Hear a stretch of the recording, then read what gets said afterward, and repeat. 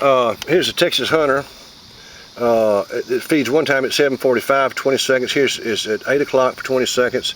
And then it feeds at 6 p.m. for 20 seconds. It will feed if you want it 4 times, 5 times, 6, 7, 8, 9 times. Now, here's a test run. Hit select, then go over here to the seconds, and I'm going to set it for, since we're watching, I'm going to put it for 16 seconds and hit menu. It'll say push key to stop, and then it'll say stand back. 10 seconds.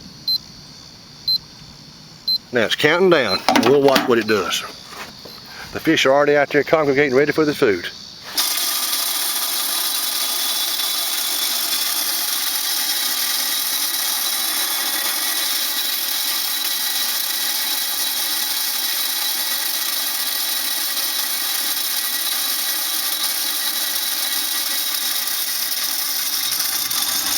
That was 16 seconds of feed, and it won't last long. See, they're boiling the water all out there, all up here close. This is why I'm not a particular fan of those feed rings we talked about. I like to spin it out over a big area. If you feed them every day, the feed rings are immaterial. Now see, these fish are so thick right here, they're almost just wallowing around on top of each other. These were stocked, these are copper-nosed bluegill stocked in February of '09.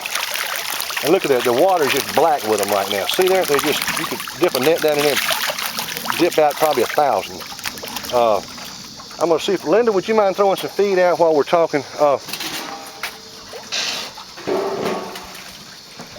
The feed rings are going to concentrate the feed, and what happens is you get a bunch of the big greedy bullies that run off all the little ones. That's why you will notice in another video I use different size pellets. Small pellets and large pellets. The big greedy ones will go after the big pellets and leave the smaller pellets usually for the small fish. Now see, Linda's feeding out over an area 20, 30 feet wide and way on out there. And if I had a feed ring that was, 10 feet in diameter, you would have such a concentration of fish that would be in there wadded up like I just showed this last video. And the little ones would get left out. So I like to feed them. If you feed them every day, it doesn't matter if you got it in a ring or not, they're gonna come eat. They love it.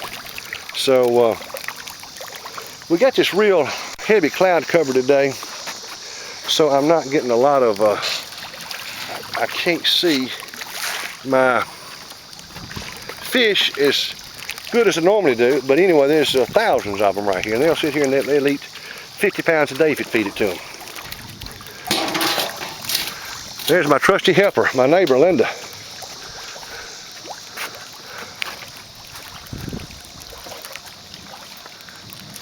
And now I'll put the cover back on and we will leave them alone to eat.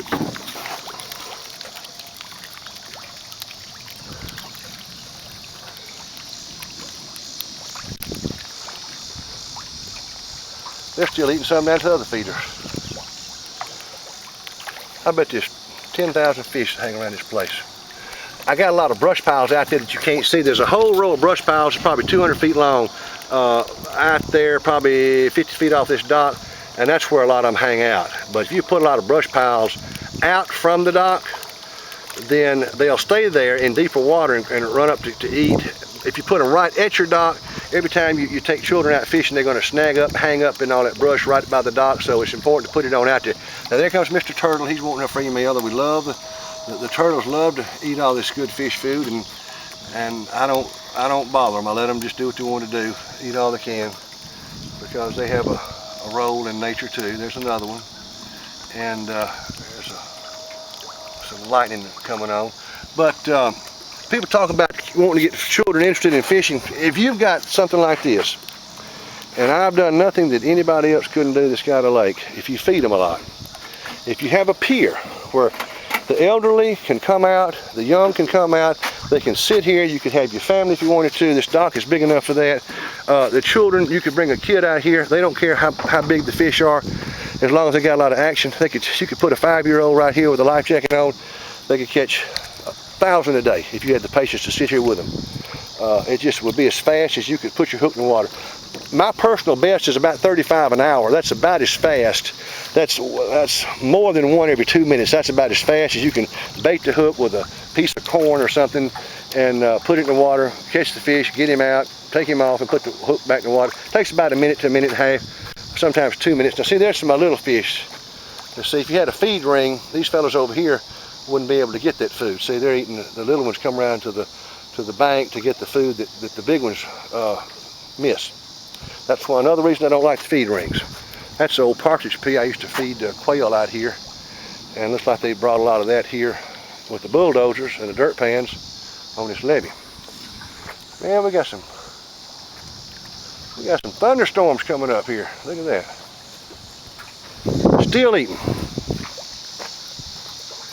But yeah, you can bring people, even if you had someone, I don't know if I'd recommend it, but you could have somebody, even if they had to get around in a walker or a wheelchair, could come out and get them out of the mud and fish here. Kids could fish here and catch a lot of them real quick and get them interested. You won't be bringing them out where they fish for an hour and catch 2 fish. Right here, they fish for 1 minute and catch 2 fish or 1 fish or whatever, just as fast as they can get the hook in the water.